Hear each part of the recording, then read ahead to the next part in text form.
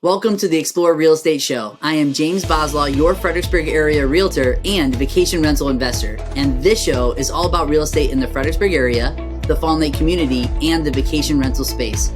I help people buy and sell homes because I believe that everyone should grow their wealth as they live in or own a home that they love.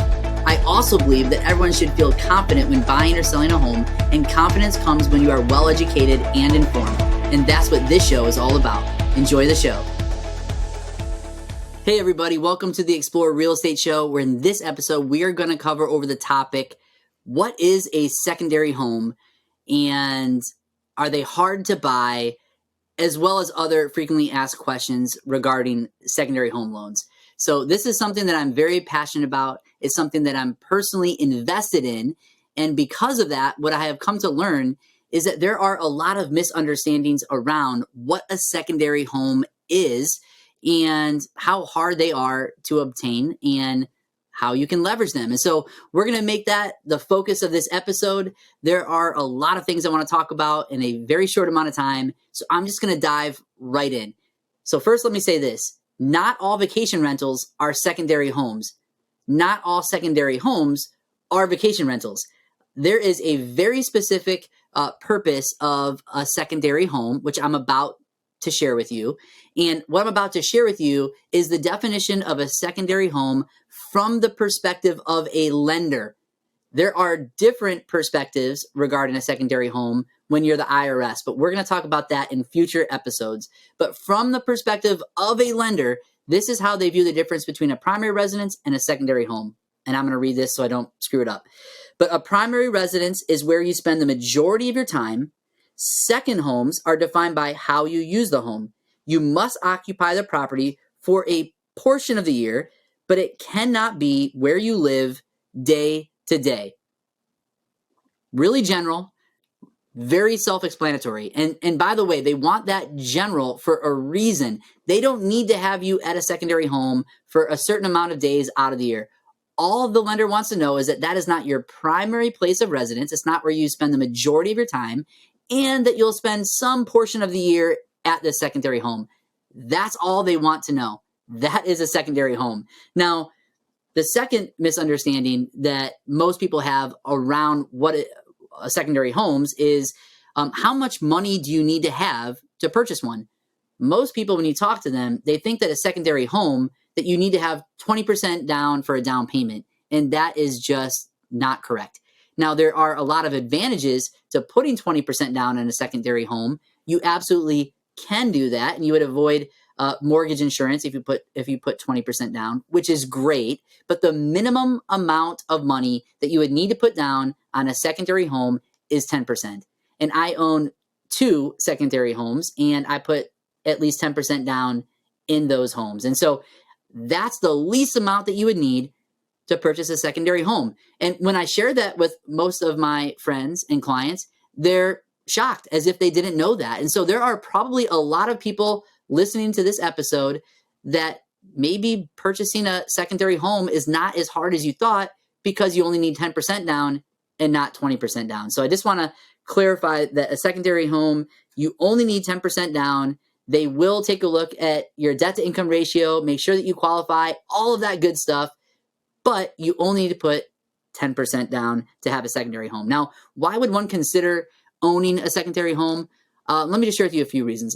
First, I would just share that many of us like to go to certain areas over and over again because we love the area. Maybe it's a certain beach. Maybe it's a mountain destination. Maybe it's close to one of the Disney parks or something like that where you just love to go with family and friends and get away. But there are places that all of us like to go repeatedly. And when we go there, we're spending money on hotels or Airbnbs, and we are spending money when we stay somewhere. Well, if you have a secondary home, you now are not spending your money on other people's homes, but now you are reinvesting it back into your own home. And so that is something that that you should consider. If there's a certain place that you like to go to repeatedly, owning a secondary home in that area, well, it might be a great decision for you. The second reason why you should consider it is because it's a great financial investment. If you do it properly, you will be able to create positive cash flow.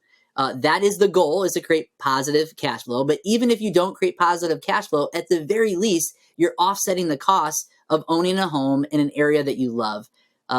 Now, you also have appreciation that's taking place with that home. The home is going up in value. The average daily rate when you are renting that out to others is going up in value. And so owning a home is a great financial investment, and it's definitely a reason why you should consider owning a secondary home. But the third and the final reason that I would like to share with you is that you're able to create legacy properties. And when I say legacy properties, that's a property where you're able to create memories with your family, as well as grow wealth within a certain home, so that you can pass it on to the next generation. And that is a legacy property, and that is a great reason why you should consider owning a secondary home. Okay, here's another question I have for you regarding secondary homes. What do you think the challenges are? Well, I'll tell you right now what the challenges are in the secondary home space. And that is the same challenges that we have right now in the primary residence space, which is the interest rates.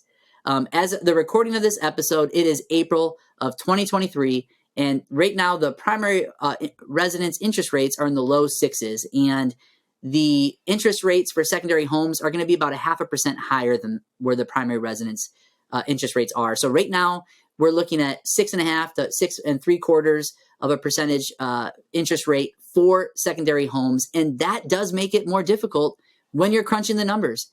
I'm working with clients that are looking at mortgage payments that are much higher today than they were 12 months ago. And that is a challenge that we have to acknowledge. It's something that does make purchasing secondary homes harder currently. But there is a flip side to that. Where do the current opportunities lie with secondary homes? Well, this is the opposite side of that. Because of the higher interest rates, there are fewer buyers in that secondary home space, which means that there's very good homes that are available right now in those areas, and you might be able to get them for less than what they're going for. You might even have some leverage to ask the seller to help you with closing costs. There are opportunities to purchase great homes in the areas that you love right now because of those higher interest rates. And I tell this to all of my clients, but you marry the home, you date the mortgage. If you find a home that you love, marry it, buy it. If you can, financially take on that mortgage, but just know that when the interest rates come down, you can refinance that. And if it makes sense for you in these current interest rates, it'll make even more sense for you when you refinance it at a much lower interest rate. So there are opportunities to purchase homes in areas that you love with less competition. And if it makes sense today, it'll make even more sense in the future when you do refinance them. Now, also, you do have time on your side. If you do purchase a secondary home and rent it out in the future, you are going to have the average daily rate, what you're renting it out for, will go up in time. And so when you have a mortgage that is fixed, but you are able to increase what you're renting it out for, it does create more margin for you. And that is also an advantage to purchasing homes sooner versus later. Now, how many secondary homes or homes can you have? Here's a great question that I'd love to answer. Did you know that you can own 5 to 10 homes under your name? Yes, that's right. You can own 5 to 10 homes under your name, 5 through Fannie, 5 through Freddie, and you can have up to 10 homes. Now, if you own a primary residence, that would be one of the 10. So then you would then be able to own 9 other secondary homes. Most folks don't realize that, and that is something that everybody should know.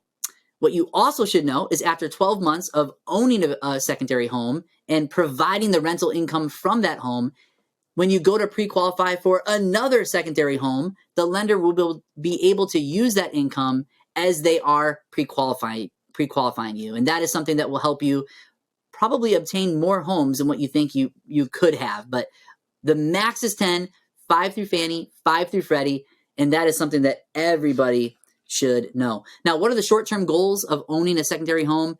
The obvious would be that you have a place to take your family and friends and go create memories and just enjoy. That is a short-term goal. You also will have a short-term goal, most likely, of being able to have positive cash flow, which is an extra source of income for you and your family. But at the very least, you are hoping to offset the costs that you have from owning a home that is appreciating in value and a place for you to take your family and friends and enjoy. Now, what are the long-term goals? The long-term goals for secondary homes, especially if you get really serious about this space, would be to purchase multiple secondary homes.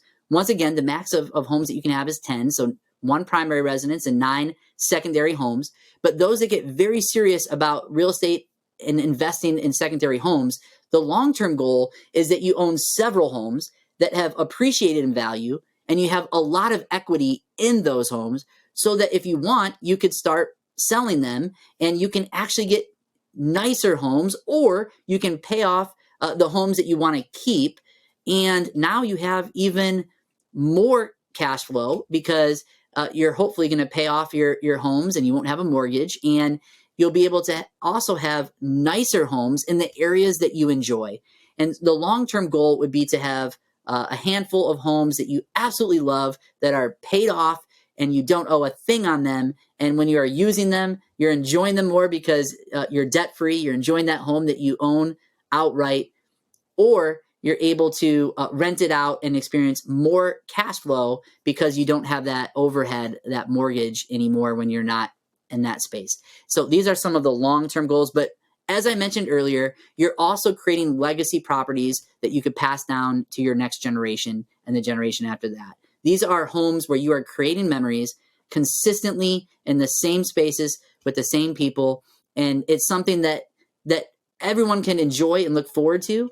But it's also an opportunity to pass down a wealth generating asset that can really set the next generation off to a great start. And so these legacy properties are great for the memories, but they're also great for the wealth building possibilities as well.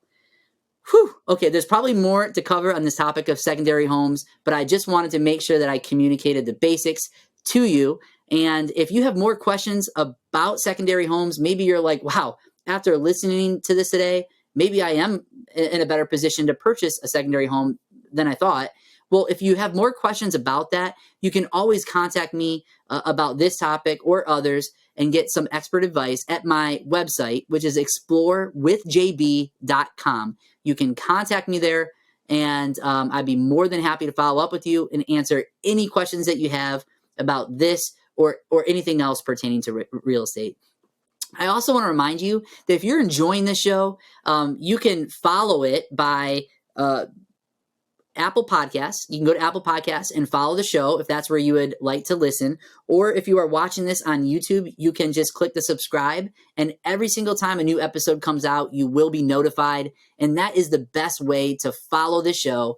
I really am passionate about communicating with everybody about real estate so that everyone can have all the information they need and have all the knowledge that they need, because I do believe that everyone should feel confident when they're looking to buy and or sell a home, and confidence comes from being well educated and informed. So I hope that you experienced some education in this episode today, and I can't wait to talk about what I'm going to talk about in the next episode. So make sure that you like or follow or subscribe, and I can't wait to see you on the next episode. Make it a great week.